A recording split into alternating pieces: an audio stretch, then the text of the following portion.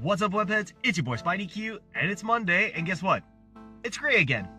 Gray. Another gray Monday. It's okay, because it's time for Next in Queue, so let's get to it.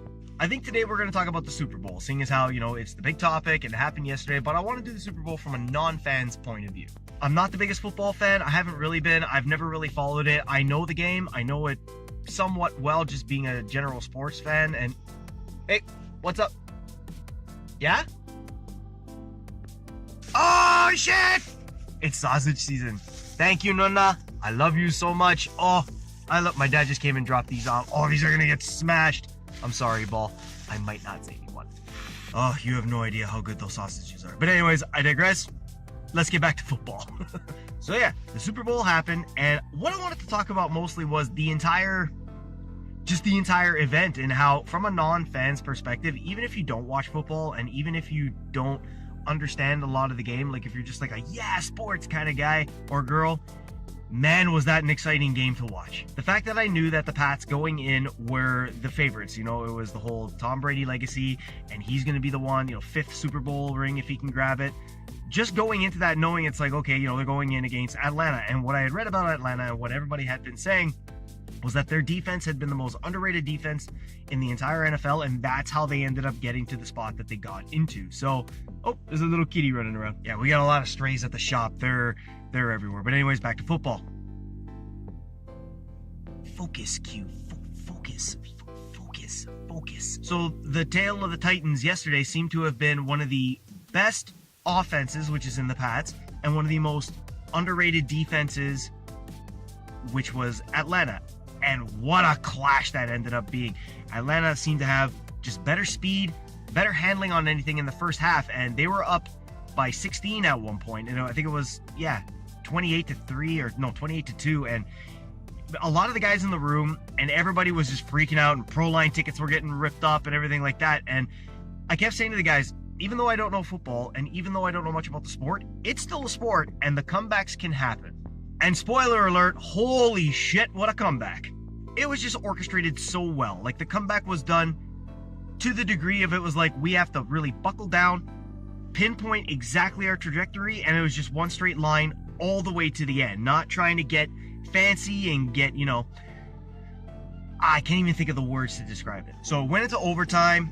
They got the touchdown. They ended up winning the Super Bowl. But it sparked a question amongst the group, which was, I think, a simple one, and it's the same question everybody's asking today, but I wanted to ask it to you guys, and I wanted to just ask it in general. Did the Pats make the comeback of the century, or did Atlanta blow the game completely? And I think there's arguments for both sides. Like I said, I'm not necessarily a huge football fan. I'm not a football fan, actually, in general. I'm a sports fan. I do like a lot of sports, just never really watched football. But when it comes to championship games, there's a certain degree of, let's say, heart. During your regular season games, you're giving it your all. During the playoff games, you're giving 110% because you're trying to get that extra little bit. When you're in the championship game, there's a tiny little reserve like this big in your tank of energy, of hope, of anything that you can think of that's going to put you in the positive and get you back in the game. That's what you channel in a championship game. And I think that the Pats seem to just dig extra deep past where they normally dig and manage to make that comeback.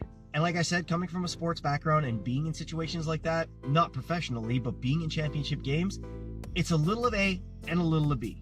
And let me explain why. When it's your game to lose, the sheer amount of pressure that is on you is unbearable at some points. You just feel like it's crushing you, and you'll never be able to lift that weight off of you.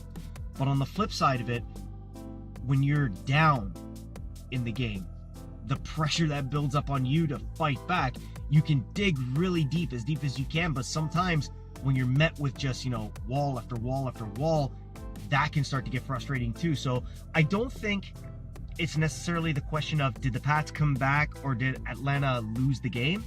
I think it's a bit of both, because in order for that to work out the way it works out, it has to be a bit of both. One team has to lose it and one team has to win it. That's just the way I believe it was.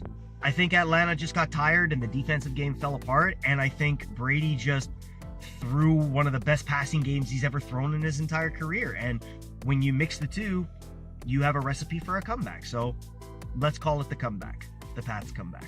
So yeah, congrats to the Pats. That's a dynasty in football. You know, 5 rings the guy's got, or 5 Super Bowls the guy's got. It's a beautiful thing. And in any sport, setting a dynasty is a good thing. I'm not a fan of parity in sports. I think it's junky, but like I said, that's just my opinion. Everybody else has their own, and I'm always interested to hear it. So let me know what you think. Did the Pats make the comeback on their own? Did Atlanta lose the game on their own? Let me know what you think. And of course, you had Lady Gaga in that crushing performance at halftime. I thought it was really good. I thought she kept it exactly the way she should have kept it. So I was happy for that performance. I thought it was a lot of fun. You can tell she put a lot of work into it. So, you know, Gaga, aces, man. Came out really good. And the commercials, you got a sick amount of trailers for shit. We got the new Pirates of the Caribbean, Stranger Things 2, so many dope commercials, and that Mr. Clean commercial, like, but what exactly was going on in that commercial though? But awesome commercial, eh? I think all the commercials were really good. It's good to see the American commercials, and a lot of the Canadian commercials were pretty badass too. All of them, it's just the trailers. The trailers were what we're getting everybody, and the fact that, you know, you had the new Logan trailer, you had a new Pirates of the Caribbean trailer, you had the Stranger Things trailer. Everything about that, all the commercial segments were just really top notch. Really loved it. So that's it, guys. Just wanted to throw my 2 cents in on the Super Bowl. If it was a little bit repetitive, I just like asking the question of, what do you guys think? So if you do think something, let me know in the comments. You can let me know here in the comments. You can let me know on my Instagram, on my Facebook. Either way, let's have a conversation about it. But why don't we go ahead and wrap this up, all right? And as always, if you like what you saw here, why don't you go ahead and click that like button. And if you plan on sticking around, why don't you go ahead and subscribe too. And if you think there's anybody else, like any of your friends who are football fans who have a different opinion and they want to voice it, why don't you go ahead and share the video, show the channel some love. But as always, guys, thanks for hanging. I'm SpideyQueue. Lots more coming from you boys. So as always, stay tuned, y'all.